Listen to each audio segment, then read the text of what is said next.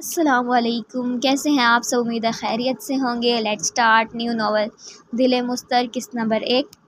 ایک چھٹانک بھر کی لڑکی نہیں سنبھالی جا رہی تم سے، تف ہے تم پر الہان ملک، تف ہے ملکوں کے نام پر دھبا ثابت ہو رہے ہو تم۔ ملک سلطان نے کف اڑاتے ہوئے قریب کھڑے الہان ملک کو جھاڑ پلائی۔ وہ چھٹانک بھر کی لڑکی فی الحال میری ملکیت میں نہیں ہے، جب آئے گی تو سنبھال لوں گا، لہٰذا اب آپ کو جو بھی شکایت ہے ہاشم انکل سے کریں، ان کی ہی بیٹی ہے وہ۔ الہان نے بامشکل تحمل کا مظاہرہ کرتے ہوئے باپ کو جواب دیا۔ بیوی ہے تمہاری، نکاح ہو چکا ہے، جب چاہے اٹھا کر لا سکتے ہو اپنی ملکیت میں، مگر تم میں مردوں والی کوئی بات ہو تو کر سکو کچھ۔ الہان باپ کے طعنے پر سلگ اٹھا۔ ملک صاحب، میں آپ کا اپنا بیٹا ہوں، وہ دانت پیس کر بولا۔ بیٹے ہو اس لیے زمین کے اوپر ہو، ورنہ اب تک زمین کے اندر ہو چکے ہوتے۔ انہوں نے مطمئن انداز میں دھمکی دی۔ میں کیا کر سکتا ہوں؟ سارے معاملے میں آپ ہاشم انکل سے کیوں نہیں کہتے؟ سنبھالے اپنی لاڈلی کو، وہ ضد کر بولا۔ وہ تو خود تنگ آ چکا ہے، اس سے ایک دفعہ تم بات کر کے سمجھاؤ، مان گئی تو ٹھیک، ورنہ پھر میں اپنے طریقے سے سمجھاؤں گا اسے۔ ہاشم سے بات ہو چکی ہے میری اس سلسلے میں، کر لو گے بات اس سے؟ ملک صاحب نے ملامتی انداز میں پوچھا، جیسے انہیں امید نہ ہو کہ ان کا بیٹا کوئی بات کر سکے گا۔ عجیب متضاد طبیعت کے مالک تھے دونوں باپ بیٹا۔ باپ جتنا غصیل اور بے مروت تھا، بیٹا اتنا ہی دھیما اور لحاظ کرنے والا تھا۔ جی کر لوں گا، کل تک کر لینا۔ ملک صاحب نے ایک اچٹی نگاہ بیٹے پر ڈال کر سگار منہ میں دبائے اسٹڈی سے نکل گئے۔ پیچھے الہان ملک بیٹھا سوچ رہا تھا کہ وہ اس چھٹانک بھر کی لڑکی سے کیسے بات کرے گا۔ وہ بار بار گھڑی کو دیکھتی ہوئی سڑک کنارے کھڑی تھی، جب چڑھ کی آواز سے بریک ہونڈا اس کے عین سامنے آ کر رکی۔ نبیہہ نے ایک نظر گاڑی میں موجود شخص کو دیکھا اور نظریں پھر سے گھڑی سے سڑک پر چلتی پھرتی گاڑیوں پر ٹکا دی۔ السلام علیکم، الہان نے پاس آ کر آہستگی سے سلام کیا۔ ہوں، نبیہہ نے زبان کی بجائے ساری استعمال کرتے ہوئے سلام کا جواب دیا۔ کیسی ہو؟ یہ پوچھنے کے لیے گاڑی روکی ہے، وہ بھویں اچکا کر اپنے مخصوص اکھڑ لہجے میں بولی۔ اکھڑ نہیں، وہ تم یہاں کیوں کھڑی ہو؟ گاڑی کہاں ہے تمہاری؟ یہ سڑک ملک سلطان کی نہیں ہے جو تم مجھ سے پوچھنے آئے ہو کہ میں یہاں کیوں کھڑی ہوں، اور جہاں تک گاڑی کی بات ہے تو میری مرضی، میں گاڑی سے جاؤں یا پبلک ٹرانسپورٹ سے؟ وہ کندھے اچکا کر کہتی اپنے تھیلے نما بیگ سے موبائل تلاشنے لگی، جس پر بجتی رنگ ٹون نے حشر برپا کر رکھا تھا۔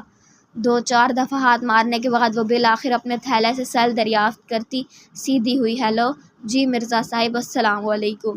وہ تھوڑا پیچھے ہٹ کر دوسری طرف موجود شخص سے بات کرنے میں مصروف ہو چکی تھی، جبکہ الہان وہیں کھڑا اسے دیکھنے میں مصروف ہو چکا تھا۔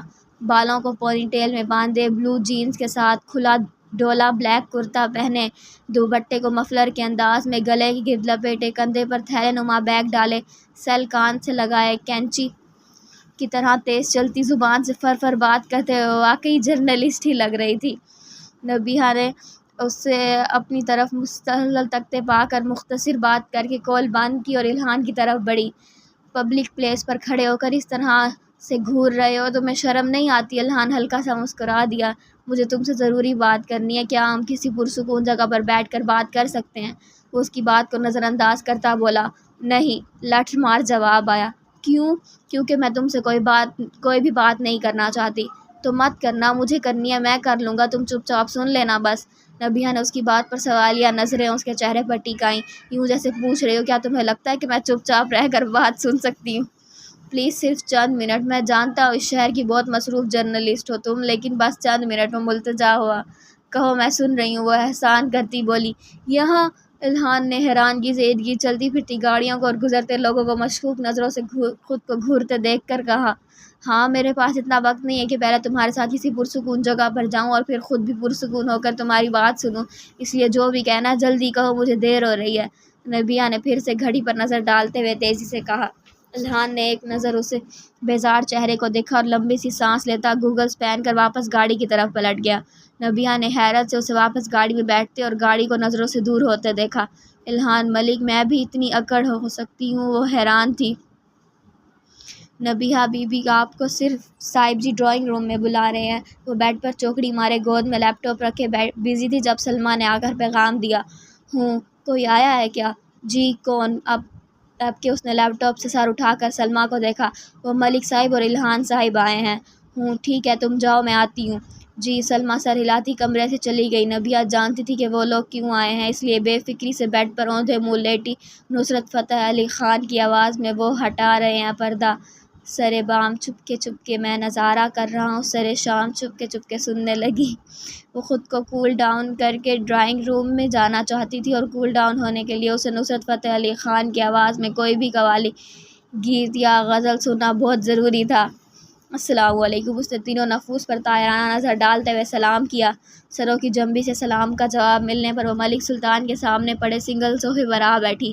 آپ نے بلایا تھا بابا؟ سوالیہ نظروں سے ہاشم عباسی کو دیکھا جو اسے ہی دیکھ رہے تھے۔ ہاں، ملک تم سے بات کرنا چاہتا ہے، اس لیے زبان بند کر کے اور کان کھول کر پوری بات سنو۔ ہاشم عباسی نے تیز نظروں سے بیٹی کو گھورتے ہوئے خاموش رہنے کی تنبیہ کی۔ جی ملک صاحب بولیے، میں سن رہی ہوں۔ نبیہ کے ملک سلطان کو انکل کی بجائے سیدھا ملک صاحب کہنے پر جہاں ہاشم نے بیٹی کو ناگواری سے دیکھا، وہیں ملک صاحب نے تیز نظروں سے کچھ فاصلے بیٹھے بیٹے کو گھورا جو وہاں لاتعلق سا یوں بیٹھا تھا جیسے وہاں موجود ہی نہ ہو۔ تم کرو جو بھی بات کرنی ہے۔ اس کے دماغ کا فیوز اڑ چکا تھا، اس لیے اس قدر بدتمیز اور خود سر ہوتی جا رہی ہے۔ ہاشم عباسی نے ملک سلطان کے چہرے کے تنے تاثرات دیکھ کر رسان سے کہا، جبکہ نبیہ باپ کی طرف سے کی گئی اپنی تعریف ایک کان سے سن کر دوسرے سے نکالتی ٹانگ پر ٹانگ چڑھا کر سیدھی ہوئی۔ تم یہ جاب کب چھوڑ رہی ہو؟ ملک صاحب نے بمشکل خود کو پرسکون کرتے ہوئے تحمل سے اس چھٹانگ بھر کی لڑکی کو گھورتے ہوئے پوچھا۔ میری جاب سے آپ کو کیا پرابلم ہے ڈیئر ملک صاحب؟ نبیہ نے لٹ انگلی پر لپیٹتے ہوئے مسکراہٹ دبا کر پوچھا۔ وہ جانتی تھی ملک صاحب کو کیسے ہائپر کرنا ہے، وہ کر بھی چکی تھی اور ایسا کرنے میں اسے بڑا مزہ آتا تھا، پر کیوں، یہ تو وہی جانتی تھی کہ کیوں۔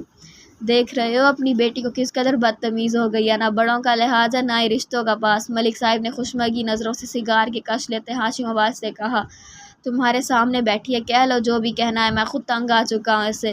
ہاشم عباسی کندھے اچکا کر بولے، بہتر ہوگا تم خود یہ جاب چھوڑ دو، ورنہ جاب چھڑوانا میرے لیے ہرگز مشکل نہیں۔ ملک سلطان بمشکل ضبط سے نبیہ کو دیکھتے ہوئے بولے، میری جاب کے پیچھے کیوں پڑے ہیں آپ ملک صاحب؟ آپ اپنا قبلہ درست کر لیں گے تو مجھے آپ سے اور آپ کو مجھ سے کوئی پرابلم نہیں رہے گی۔ وہ لاپرواہی سے بولی، تمہیں کیچڑ اچھالنے کو میں ہی ملا ہوں اس پورے شہر میں؟ نہیں، اور بھی بہت سے لوگ ہیں میری نظر میں، مگر میں نے ایک کام کی شروعات گھر سے کرنا چاہ رہی تھی، اس لیے پہلی نظر آپ پر رکھی۔ وہ مزے سے پاؤں چلاتی بولی، اپنے گھر کی عزت کو سر عام نیلام کرتی پھر رہی ہو چند پیسوں کے عوض؟ یہ میری جاب ہے محترم، میں اپنے کام کے عوض پیسے لیتی ہوں۔ تمہیں جتنے پیسوں کی ضرورت ہے مجھ سے لے سکتی ہو، مگر اس جاب سے نکل آؤ باہر۔ ملک صاحب بہت مشکل سے تحمل کا مظاہرہ کر رہے تھے۔ میں نبیہ عباسی ہوں ملک صاحب، اور نبیہ عباسی آپ کے ان ٹیکوں سے بکنے والی نہیں ہے، لہٰذا ایسی آفرز ان کو دے جو آپ کے پیسے پر نظر رکھے ہوئے ہیں۔ میرے پاس جتنا ہے اتنا کافی ہے میری اپنی ذات کے لیے۔ مطلب تم نہیں مانو گی بات؟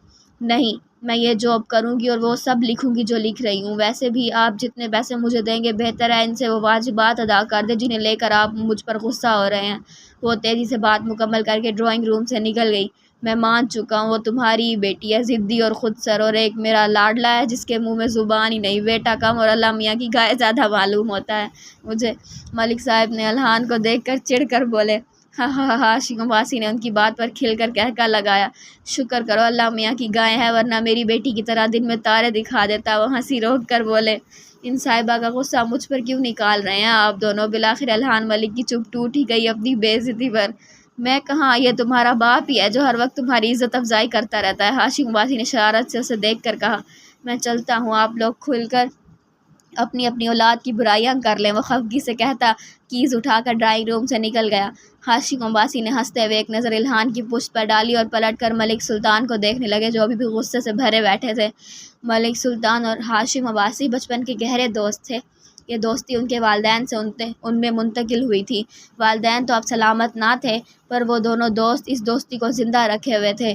ملک سلطان اسلام آباد کے بہت بڑے انڈسٹریلسٹ تھے جو اپنے بزنس کو بڑھانے اور اونچائی تک لے جانے میں اکثر تھوڑے بہت غیر قانونی کام کر لیتے تھے، جن میں ٹیکس کی عدم ادائیگی اور اپنی انڈسٹریل پروڈکٹس کی بیرون ملک غیر قانونی ترسیل تھی۔ ایسی چھوٹی موٹی ہیرا پھیریاں جنہیں کرپشن کہا جاتا ہے اب نبیہ عباسی کی نظروں میں آ چکی تھی، اور وہ اپنے جرنلسٹ ہونے کا پورا حق ادا کرتے ہوئے آئے روز اپنے میگزین اور اخبار میں چند لائنیں ان قانونی بے ضابطگیوں پر لکھ دیتی کہ شاید کسی حکمران یا قانون دان کی آنکھیں کھل سکے جو سالہ سال سے میچھی ہوئی تھیں۔ ملک سلطان کا ایک ہی بیٹا الہان ملک تھا، جبکہ دو بیٹیاں بھی تھیں جن کی وہ شادیاں کر چکے تھے۔ کلثوم سلطان کچھ عرصہ قبل ہی ان کے ساتھ ان کا ساتھ چھوڑ گئی تھی، لہٰذا ملک ہاؤس میں وہ خود اور الہان ملک کے علاوہ ملازموں کی ایک فوج رہتی تھی۔ دوسری طرف ہاشم عباسی کا شمار شہر کے نامور ہارٹ سرجنز میں ہوتا تھا اور وہ بہت کامیابی سے اپنا قائم کردہ کلینک چلا رہے تھے۔ انہوں نے 2 شادیاں کی تھیں۔ پہلی شادی نبیہہ کی مدر سنبل عباسی سے کی، مگر سنبل انہیں اور نبیہہ کو کئی سال پہلے داغ مفارقت دے کر جا چکی تھی۔ اس وقت نبیہہ او لیولز کی اسٹوڈنٹ تھی۔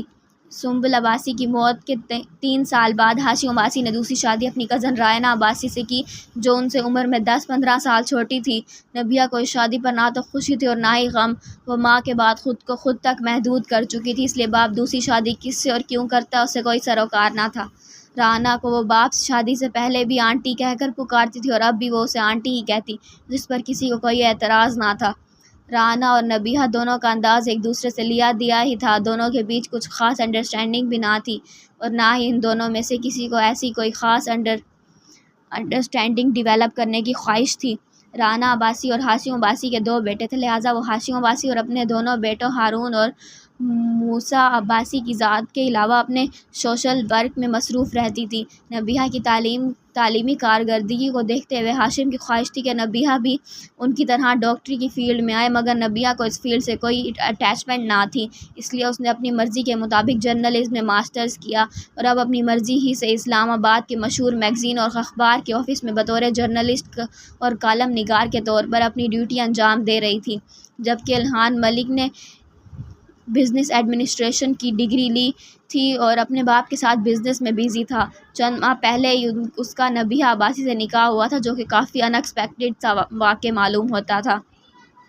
نبیہہ روٹین کے مطابق اپنے رف سے حلیے میں ریڈی ہو کر دفتر پہنچی تھی۔ ابھی وہ اپنی سیٹ پر بیٹھی تھی جب ذیشان اس کے پاس آ کھڑا ہوا۔ مرزا صاحب نے بلایا ہے تمہیں؟ مجھے؟ نبیہہ نے سوالیہ نظروں سے دیکھا۔ ہاں تمہیں؟ اتنی صبح صبح کیا ہوا؟ کوئی خاص بات لگ تو رہی ہے۔ اب بات کیا ہے یہ تم خود جا کر پوچھ لو۔ گائز پلیز لائک سبسکرائب کر دیجیے گا۔ وہ پیغام دیتا واپس اپنی ٹیبل کی طرف بڑھ گیا۔ جاتی ہوں۔ نبیہہ نے سر ہلا کر جلدی سے ٹیبل پر پڑے کاغذات پن کیے اور اٹھ کر مرزا صاحب کے آفس کی طرف بڑھ گئی۔ وہ وہاں کے اونر تھے۔ وہ دروازہ نوک کر کے اندر داخل ہوئی۔ مرزا صاحب کاغذات کا ڈھیر لگائے بیٹھے تھے۔ آپ نے بلایا؟ سلام کے بعد نبیہہ نے بلانے کی وجہ پوچھی۔ بیٹھو۔ وہ اینک اتار کر آنکھیں رگڑتے سیدھے ہوئے۔ یہ تمہارا ٹرمینیشن لیٹر؟ انہوں نے بنا کسی تمہید کے خاکی لفافہ اس کی طرف بڑھایا، جو منہ کھولے حیران سی بیٹھی تھی۔ ٹرمینیشن لیٹر پر کیوں؟ مجھ سے بہتر تم خود جانتی ہوگی۔ مرزا صاحب نے لفافہ اس کے سامنے رکھا۔ لیکن یہ تو کوئی بات نہ ہوئی مرزا صاحب، کوئی بھی کچھ بھی کہے گا تو آپ مان لیں گے؟ نبیہہ جانتی تھی یہ کس کی حرکت ہے۔ میں تمہیں پہلے بھی بہت دفعہ بات کر چکا تھا، تم نے میری بات نہیں مانی۔ اب میں یہ ہی کر سکتا ہوں کیونکہ تمہاری وجہ سے بیٹھے بٹھائے میں اپنا کاروبار بند نہیں کروانا چاہتا۔ آپ اپنے کاروبار کی وجہ سے سچ کو چھپا کر جھوٹ کو بالا رکھنا چاہتے ہیں مرزا صاحب۔ میں ایسا کچھ نہیں چاہتا نبیہہ، وہ تحمل سے بولے۔ تو پھر مجھے کیوں نکال رہے ہیں؟ میری مجبوری ہے، وہ بڑبڑائے۔ مجبوری؟ یوں کہیں بک چکے ہیں آپ؟ ایسا نہیں ہے، ایسا ہی ہے، اور مجھے ایسے لوگ کو سخت نفرت ہے مرزا صاحب، آپ جانتے ہیں۔ وہ ٹیبل پر ہاتھ مارتی کھڑی ہوئی۔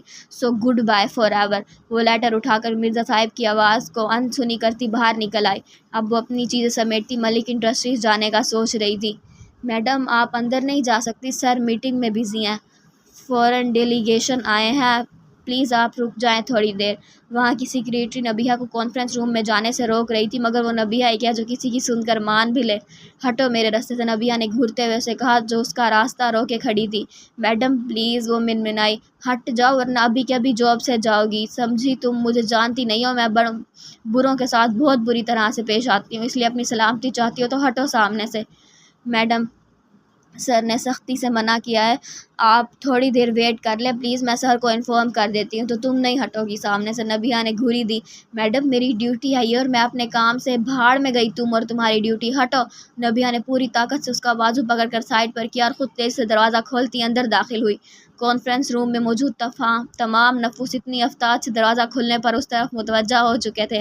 الہان جو کسی پوائنٹ کو ڈسکس کر رہا تھا رک کر دروازے کی جانب مڑا اور دروازے میں کھڑی شیرنی بنی نبیہہ کو دیکھتے ہوئے سمجھ چکا تھا کہ کچھ نہ کچھ غلط ہونے والا ہے آج۔